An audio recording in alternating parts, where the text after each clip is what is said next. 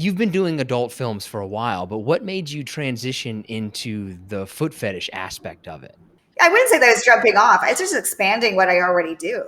It was just an opportunity to be on a foot site. So I took it because I believe in having multiple streams of income and not concentrating on just one site. So Feet AF is just safe for work foot site, makes it super easy. I can take pictures all day of my feet and send it up and make little albums of it. When you go into the different fetishes, is like the foot fetish different than another fetish, or are they all kind of the same in a different way, if that makes any sense? Well, I mean, you're going to use your feet in different ways. And like when you do customs, you are getting really that individual person's like fetish. So they may be like, I only want to see your soles. I want them dirty, wear a skirt with it, or be nude or this or that. And then the next person may be ordering another foot fetish and say, I would like for you to be more on your toes, or, everybody's different. And you could get down to the very simple, little intricate details. I would like to only have you wear red and have your toes painted this color. And I have long toes, so people like my toes. So I get a lot of requests for that. So I've learned how to move those in ways that are really interesting and intricate for those people that like that fetish. But like any fetish that I have a lot of requests for, I, research it and make sure like, okay, like, what are the terms? What are the phrases that people may like or are really into? And I just try to take note of all those different things, because you're going to hit a lot of people with those. Does that make sense? So you didn't necessarily start out as this is just like an avenue that you had, like, hey, I'm doing this, so I'm going to do this too. Once you get into adult work, like you gain fans, and fans are going to tell you what they like. And foot fetish is a very popular fetish. I guess I'm a hustler in a sense. Like, hey, if they want to offer me a site to do something and it's I'm already kind of doing it, it just makes sense to do it. But yeah, I mean, there's armpit fetishes, there's cheese fetishes. I remember when I first started webcamming, and there was this guy, and he took everybody to private just to watch him eat cheese, he wanted to watch you eat cheese. So it's like, do you have eat cheese in your refrigerator? He'd be like, yeah. And he was like, okay, I'll take you to private. And like, it's like an online webcast. Are you familiar with like webcam and all that stuff? Yeah. So it's like, we are on webcam. Yeah, I have a block of Swiss. And he'd be like, oh, go get it. I'll take you to private and we'll eat cheese. Okay. And like, yeah, you can have someone, literally they're paying per minute to watch you eat cheese, or put lotion on your feet if it's the foot fetish, or, there's also, you can, depending on what, you can also use a toy and pretend that toy. And it's just like almost like you doing jerk off instructions, but with your feet. It's, it's just kind of all intermingled. I keep thinking about the cheese guy. Was it a specific kind You're of probably cheese? going to have nightmares about that. Just think about cheddar cheese. And just somebody staring at you while you eat some cheese. For like 30 minutes, just eat cheese. Was it specific kind? Like he felt differently about cheddar than he did about Swiss or something? I think it was just the fact of eating cheese. I got some cheese right here, but I might have to give you the visual. I'm all right. I'm all right. And smoking fetish. I mean, that's another one that, people would like to, hey, I don't smoke cigarettes. I smoke weed, but I don't smoke cigarettes. But for some smoking fetish people, it has to be a certain type of cigarette. You know what I mean? So they have, but I really only like the Marlboro 1000s or whatever the fuck they're called. And I'm like, no, I don't smoke that. But if you want me to roll a joint or a blunt, I'm cool with that. At least I'll have some fun in the meantime. I'm not going to totally destroy my lungs with a bunch of chemicals I don't understand. Getting into the more kind of general questions. So you were in the Air Force. How'd you get started in the industry? I was in the Air Force a long time ago, did that to get out of my small town, to move around, to have experience, to start living life. Been to college, went to school, got a degree in physiological psychology, specialization in neuroanatomy. Was working, in the 9-to-5 bullshit jobs, was miserable, and hauled off and quit everything. And I was living in Miami, Florida at the time. So I was like, oh shit, maybe I should get a job. This was like after 6 months or something like that. And Craigslist had a ad to be an extra on Dancing Bear. And I'm a free spirit. I've had a lot of sex. I'm pretty open about all my shit. And I'm like, oh, I love porn. To be an extra, that'd be kind of cool to watch people fuck or whatever. So I went and I was going down just to be an extra, and here like they needed extra girls to do blowjobs that day, and I was like, "Fuck yeah!" I just raised my hand. I was like, "Yeah, I can get paid that much for a blowjob. Fuck yeah, I'll do it." And I did it. And the next day, I was booked for a boy girl, and I had a name, and everything in history has been written. Did you ever regret it at any point? No, never. I have never regretted my decisions.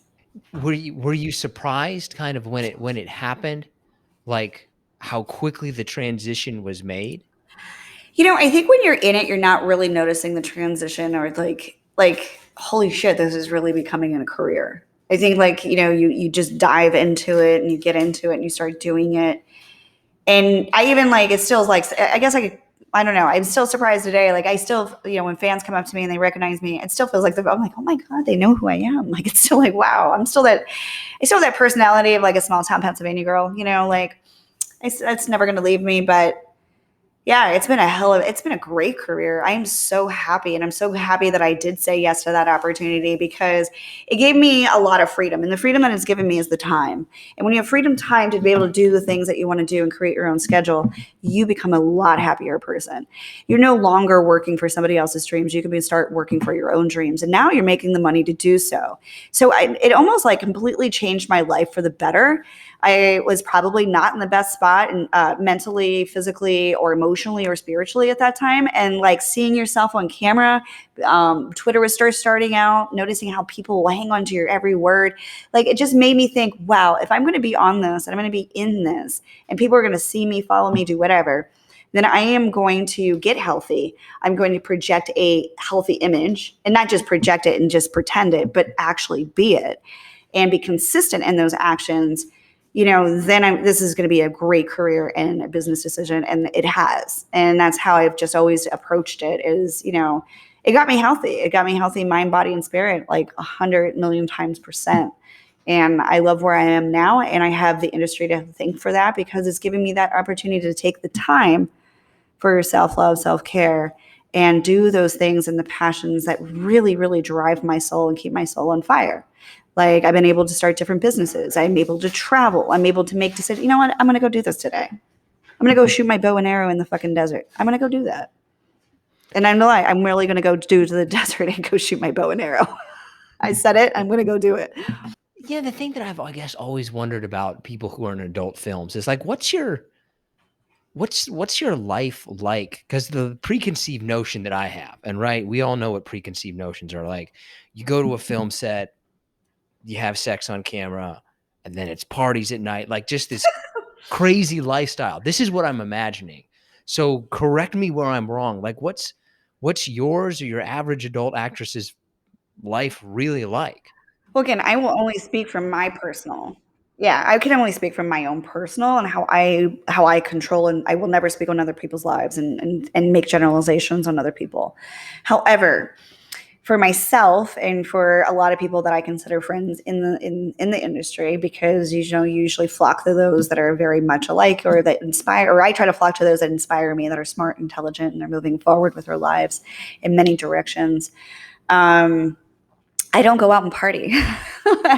I actually, ever since I got into the industry, I never was. I've never been that person like, oh yeah, let's go party. And you don't go party after set, you're exhausted. You're tired. You may have a shoot the next day. You may have an 8 o'clock call time. You may have been on set for 12 hours. Maybe you're working a feature. You have, millions and other things to think about other than going out and doing parties. And, I don't have on-set romances. I don't really know anybody who does. Not that I would give a shit to tell their story anyway. It's just, you know what I mean? I think the preconceived ideas are always funny because then you guys get that from movies that you've seen. You think about the 70s. And I'm not saying that maybe it hasn't happened or it doesn't happen, but it's never happened with me. I don't know. And it's not something I think happens on anywhere regular at all. It's just like if you go to an industry party, it's like an AVN party. So my thing for any party, because I'm not a party girl, I'm an introvert. I like my little home base. I could do about 90 minutes and shake all the hands I need to shake, and I get the fuck out of there and go eat food. But that's me. And it's not that we just shoot on camera. We're shooting our own content. We're writing our own content. We're planning our lives. We are, I have a coffee business, a podcast, a comedy show. I'm making a wine this year. I'm doing my second beer collab. I just shot content yesterday. I was just shooting a calendar all last week, which was about 14 different looks. Cover might be, like whatever, which is long days. That's 12, 14-hour days. People don't realize. And then like I have to sit here and then I get into my computer and I'll spend all day on my computer, probably the next couple of days, just catching up on my DMs on all the different private sites that I have, the subscription sites. So the OnlyFans, the ZZ Plus. It's not like we just sit around and be like, get a call and be like, hey, do you want to fuck so-and-so? We got cameras on. It doesn't happen that way. Do you have to kind of strike while the iron is hot? I mean, you've had a long career, but is anybody in the industry, is the clock kind of ticking on them? I don't really look at it that way. I mean, I think like I don't have any clock ticking. I just like to do. I love what I do. So why not do it until I don't want to do it anymore? Okay, are you ready for some harder/listener submitted questions? Yeah, let's do it. How much does acting matter? Or how much like acting would you say you're doing in a scene? Or is that's really how you're feeling in the moment? It depends on the scene and your scene partners. Like luckily I've been in and I work a lot with the same individuals, so we know what we're doing. And so that kind of, we just have fun at that point because we know what to do. We know where the cameras are. There isn't, that's not really acting. We're just having a really good time and enjoying it. Acting part, is more in the dialogue and things of that nature. Some people, you maybe never worked with before. And, the biggest thing, you want to create some chemistry so that you, the viewer, is going to get into that, the chemistry, like whatever you guys see on that other side. Are you generally doing scenes with people that like if this wasn't your job, like, oh yeah, I would probably do this with this person if the camera wasn't here? Oh no, I'm not matched with anybody. Like I don't date in the industry or anything like that. I don't even look at it that way. This is a person I work with. I don't even look at it like, I really don't. I don't look at any single person, whether it's female or male, and thought I would date you outside of this. Has never crossed my mind. I don't think that way.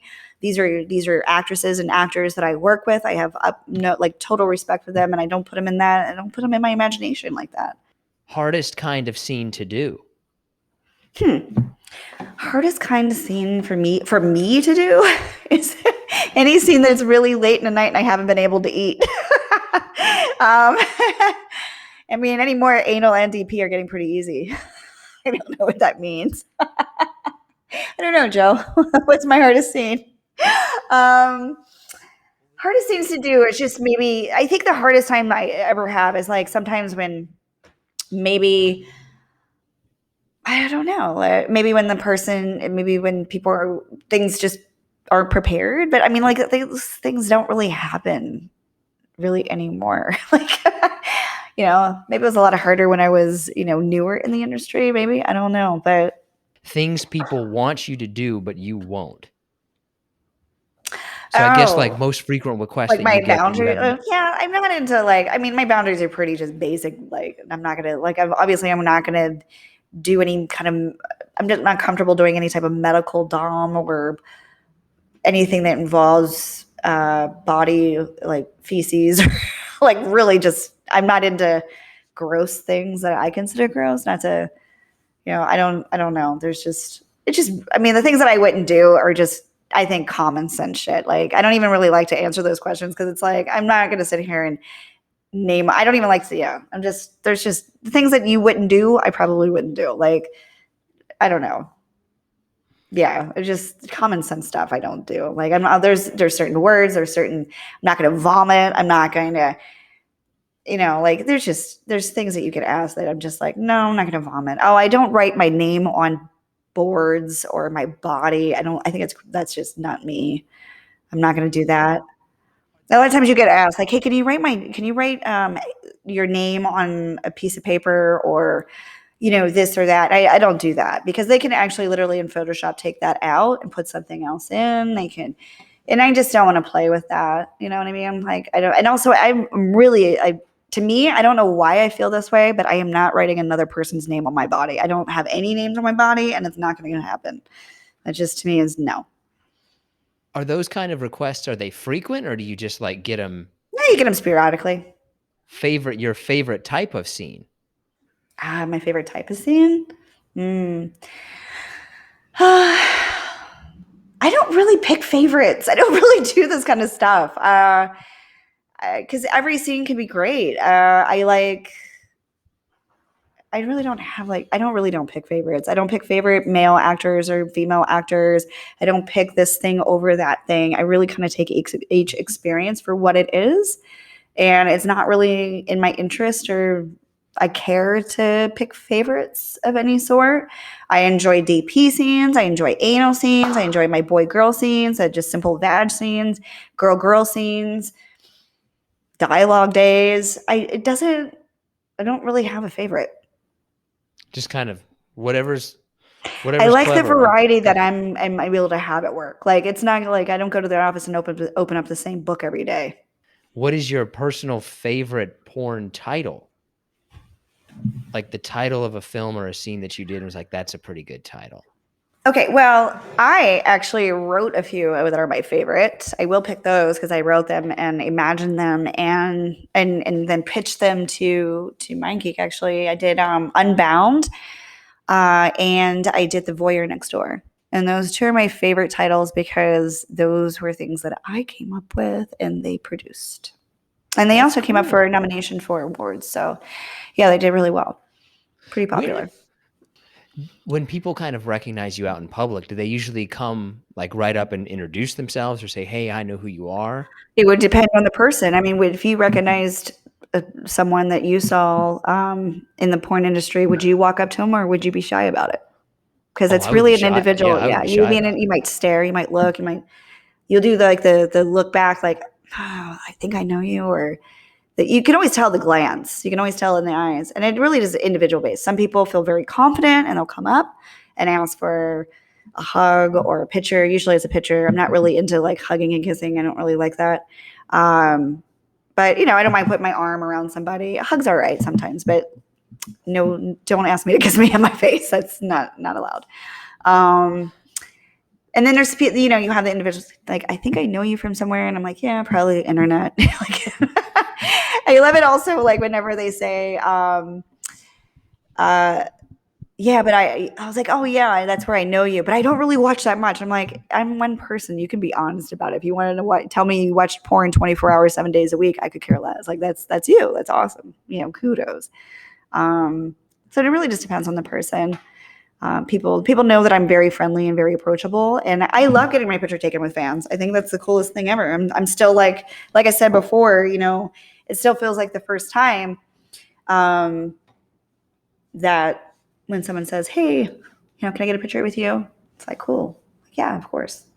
Okay, on a scale of 1 to 10, with 1 being like somebody nobody's ever heard of, and 10 being the most famous people that you can imagine, right? Like A-list celebrities, etc. At what level would you say is the most famous person that has tried to get into your DMs? I don't look at my DMs. If you at all, I don't look at my DMs on any free public social media at all. So if there's anybody sitting in there, I'm never going to read it, never going to answer it. If you want to get in my DM, then you would definitely have to subscribe to me. And if there's people or celebrities that are subscribed to me and stuff like that, that's their business, not mine. And I would also never say. What's your best gardening tip? Oh yeah, somebody that knows I'm a gardener. That's kudos to your fan on that one. Or to your audience on that. Yes. I garden indoor and outdoor. I love growing cannabis, especially. I like popping that from seed. The reason why I like growing cannabis is because it's the plant really communicates with you. You know when it needs water, you know when it needs nutrients. So you just have to watch it and look at it. It's such a good plant to learn from. But I will grow anything. I have mints. I just noticed my artichokes actually coming back through. The weather's nice finally here in Vegas.